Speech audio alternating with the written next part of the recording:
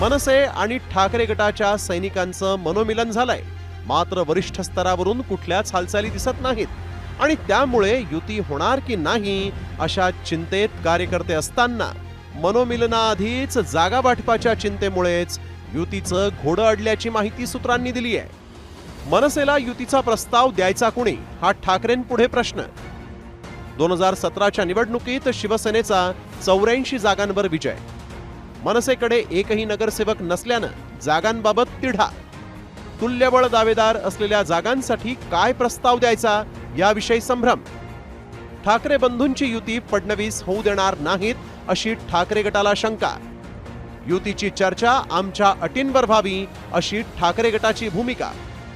राज ठाकरे फडणवीस भेटीनंतर युतीच्या चर्चांना ब्रेक लागल्याचं म्हटलं जात होतं, मात्र आता संजय राऊतांनी अटी शर्ती